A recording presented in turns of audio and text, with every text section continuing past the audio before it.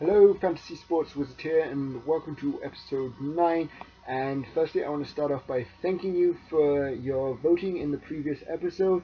And on screen now, you can see that we are in my Hamburger career mode. We're going through rejecting the contract offers from England and the USA, and we are going to go ahead and accept the Chile national team offer to become their national team coach.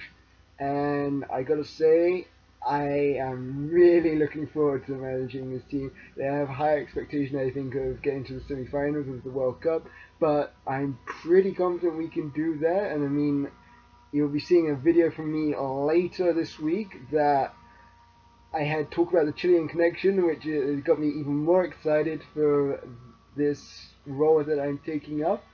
So now we're jumping straight into the first game of today. We are up against Stuttgart, and I believe in the first game we played against them this year, they got the better of us, which was very disappointing. But we're going to seek to turn the tables on that today. And today on the screen you can see that we're going with pretty much our strongest 11 that is to be, like Elizabeth, Tillemans and Bodo, who is full of confidence right now. And I've been talking about the guys they need to be better in the first half, and what can I say? We get a lucky bounce here, and then I don't know what my left back Ostrozolek is doing up in the penalty box, but he is up there with pretty lucky, or I don't know whether it was luck or a very nice finish anyway to give us the 1-0 lead, which is pretty exciting. And I was thinking, great, we're going to go into the stroke of half time like 1-0 up. What more could I ask from the boys? And I was wrong. This halftime team talk gets even better into injury time of the first half, and they put a cross in literally from kickoff, and a counter attack. Tillemans is going to play in Embolo, who's going to do some work. He beats his man there, running into the box, and the guy is just getting some strength now. Cuts it back, and I believe it's Lasogo who gives us a 2-0 lead. I mean, wow, guys, like, and the stats say, oh, like, guys are playing some brilliant football, and like, fans are loving it as we begin to move up that table, and with the performances are showing on the pitch. They're just training well, playing well. I couldn't ask for anything better. And into the second half now, they make a mistake from kickoff. We manage to win the ball back in midfield, and we get a bit lucky here in defence, but the ball is going to stop and fall to Embolo, who smashes home his a goal for himself. So confidence is flowing through right now. And I mean, hard and full time stats, yeah, they turned a bit, but they never really threatened to really score. So that was very encouraging. Even though they started to dominate the game more, they just didn't have any attacking promise, and we closed the game out without any difficulties. And on screen now, we're into the January transfer window. Now you can see the players we sent out as Fjord loan just to give them some game time. They're struggling to get game time. As the guys that are getting the game time here, they're doing a fantastic job. So it's very hard. Like, I would love to rotate them more, but the confidence is sky high with the guys. So it's better to give them some game time elsewhere. And on screen you can see like some of the big deals going through, like Borussia Dortmund have had a fire sale. I mean, this is great news, guys. They sold Royce, they sold Hummel. Like, what's going on there? Have they got issues? I don't know. But anyway, like, you can see, like, Hummels has gone to Barcelona, Royce has gone to Man City. This is crazy. Like, you can see they lost Royce, and they even lost Socrates as well. So they lost two very key defenders and one of their key attackers. What is going on at Dortmund? But that's not my problem. My issues with Hamburg and getting the best out of the guys, which we seem to be doing. And training, we've got the same guys. They're continuing to progress nicely. I have every confidence in them as they're going to be the stars of the club for some time to come. And yeah, when we go into the second game now, come up against FC Köln, and another game, like, they're mid-table. I think they're going into this game they were 10th, so there's a sort of position we're looking to gain on, and yeah, I'm hoping we could sneak a win.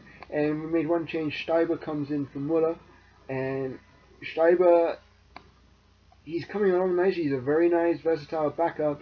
And here Mbolo continues his fine run of form. Good piece of pressure in the penalty box. They lose the ball, and against a run of play, on their stats, I mean, they had more possession, but we were far better with in terms of our shots. And it showed. Like, we got another first half goal. That's 3 goals in the first 45 minutes in 2 games.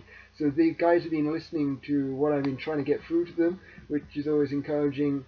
And here, this was very disappointing from Adler.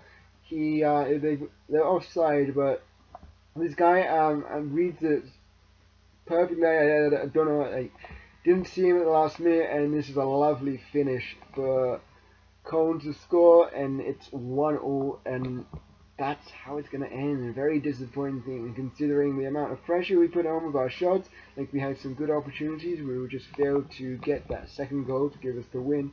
And in hindsight, this was 2 points dropped instead of 1 point gained, but it's still a point. We didn't lose, so that's progress considering the start of the season we had. And continuing training, guys are progressing nicely. And Bodo, so very close to that 80 rated striker. Tantalizing goals. And the final game of this episode, we come up against Borussia Mönchengladbach, a team that again are high up in the table, and they beat us pretty comprehensively at the previous game, so it would be nice to get some revenge over them.